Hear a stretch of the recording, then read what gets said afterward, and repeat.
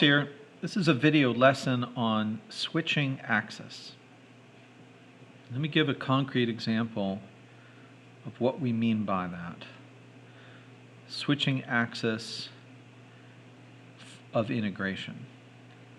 Find the area bounded in quadrant 1 by the functions y is equal to x squared, y is equal to 9, and y is equal to negative 8x plus 9. We're going to graph the region that we mean to find the area of. I'm going to count by 2's on the vertical axis and graph the constant function y is equal to 9. We have a line. The horizontal axis is going to go by intervals of 1, and the line has a negative 8 slope and a y-intercept of 9, so it goes down by 8 and 1 over.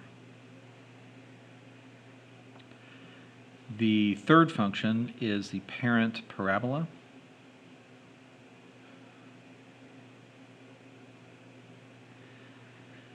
And we want to note that the wording of the problem, where it says in quadrant 1, is important because these three functions enclose a region in the first quadrant, which looks like this.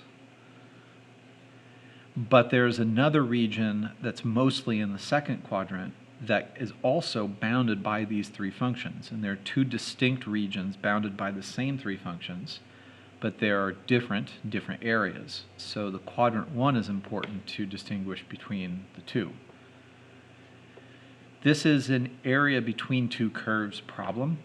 We want to use integrals to add up an infinite number of infinitely thin rectangles that are vertical. But this is more sophisticated because we have this point where there's a transition between which function is on the bottom.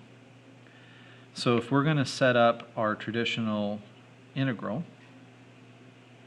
then we need to know this x location. We're going to call it A for now.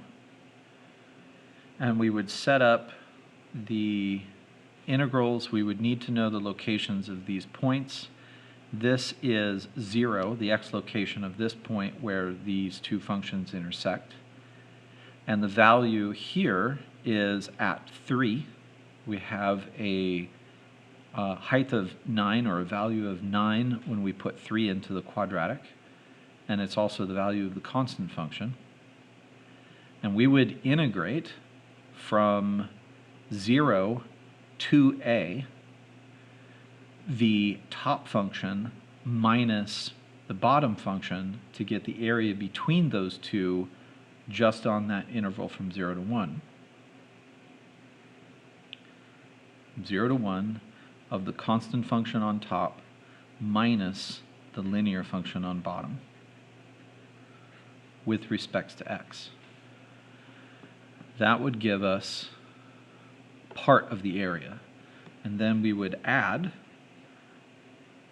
the integral after the transition where the parabola is on bottom. And we would start our integration. Well, I chose A to be the location of this point, so we'd integrate not to 1, but to A. And then we would integrate from A to 3 of the top function, which is still the constant function 9, minus the bottom function, which is now x squared with respect to x. This would be the sum of two integrals. We can't combine these integrals because their bounds of integration are different, and the integrand also changes. Now, I made a point of labeling the transition at A. We could find the value of A by setting the two functions, the line and the quadratic, equal to each other and finding those places x. where it has the same solution, the same value. And in this case, that algebra is pretty simple. We could show that A is indeed 1. But I made a point of labeling it A because in more sophisticated problems where you have regions bounded by curves in which you have to find the locations of intersections in order to find your bounds of integration, it may not be possible to do the algebra in order to find where they're equal. Or, more likely, the location where two functions intersect is at some irrational value. So if those types of values that can't be found or irrationals are then supposed to be used in the bounds of integration, you might have a problem. So there's another strategy to find the area between or bounded by these curves, and that is to switch axis. What does that mean? This dx in these integrals, we've always said with respects to x. And in this case, it means that the lines that we are adding together with the integral, remember they come from rectangle estimates, and those bases of those rectangles are x values that are shrinking and becoming infinitely thin. If we wanted to switch the axis to y to integrate with respects to, then what we'd be doing is we would be adding up a number of infinitely thin lines that were horizontal, because what we would change about finding the areas of those represented rectangles is their heights. It's the delta y that would shrink to 0. And then the function values that we're adding would be horizontal lines. So what does making that change entail? It means that if we are going to add up infinitely thin horizontal lines, then many things switch. We can think of the area as the area then of the top function, which is this curve, minus the bottom function, which is the line.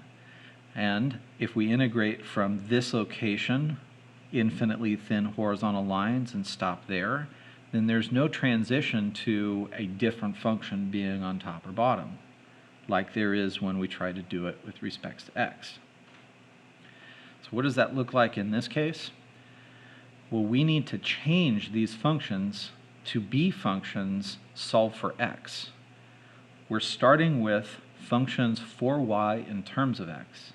We want functions for x in terms of y. What that means with the quadratic is that we simply solve it for x by getting x by itself equal to the square root of y. These two functions are the same. They're not inverses. The graphs of these two functions are the very same curve. In this case, we have the parabola.